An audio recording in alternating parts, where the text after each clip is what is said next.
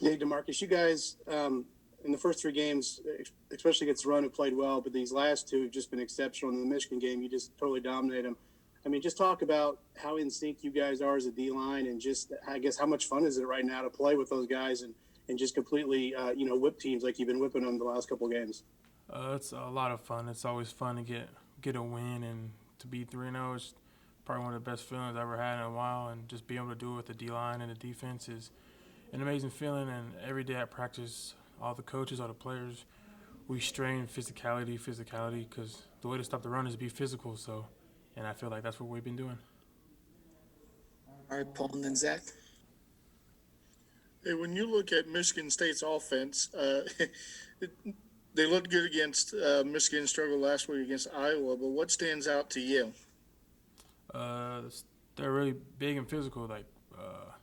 They're big, strong guys, and watching film, you could really see that they're they put that work in the weight room, and which we just gotta at the end of the day we just gotta match it or be better than them physically. Like I said, at practice we've been straining to be more physical than the other team, and that's gonna be a challenge this week. All right, Zach, and then Kevin. Marcus, sorry, I know you've been asked this before, but just as much as you kind of can recall, what was the recruiting process like for you? What led you to Indiana? I know kind of what led you to kind of go the junior college route, but what made Indiana the school, I suppose? Definitely Coach Allen and the old D line coach, Coach Hagan. Both of them recruited me very hard. Once it started, it never dropped at all. It never lacked at all, and I just felt like I could trust them, even though I really didn't know them. But I just felt it's like an instant connection, pretty much. And the fans, as you can tell, we've been winning a lot recently. So, and the fans are just amazing. All right, Kevin, then John. Yeah, Demarcus, obviously you guys are stopping the run well at the point of attack, and a lot of pressure on the quarterback to blitzes. But is the next step for you guys kind of to get that pressure from the four-man rush and, James Head getting that sack? Does that maybe spark or signal something for you guys?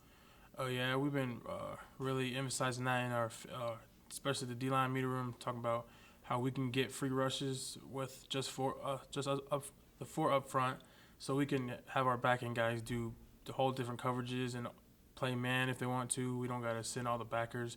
So us being able to rush four and get to the quarterback just obviously put our defense on a bigger scale than we are now. All right, John, then Dylan. I remember talking to you about, coming to IU, and it was the chance to play schools like Ohio State, Penn State, the Michigans, and be able to match yourself up against them. How much does it mean for you? And you think just the defensive line that in games against Penn State, Michigan, you guys have held your own, and if not, won in the trenches in those games? I mean, what does that mean to you?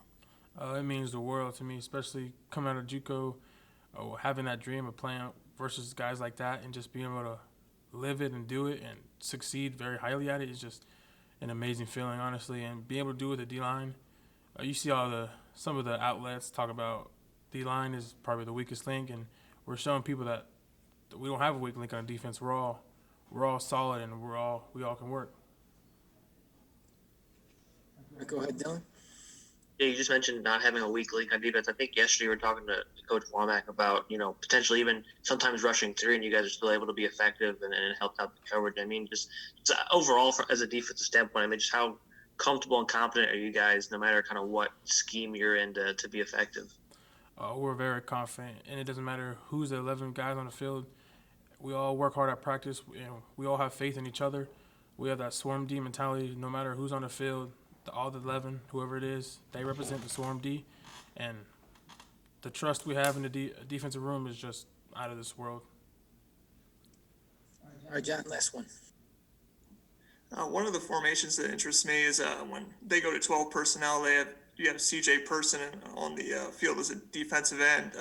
When he's there next to you, I mean, how much do you really feel like you guys have an advantage in just holding that strong side? You got that 290-pound DN there. We're just looking to the side and see CJ there. I know they're probably not going to run to this side, honestly. So there's not much places they can go, and having him there beside me just solidifies in my head that, yeah, they're definitely not going to get this.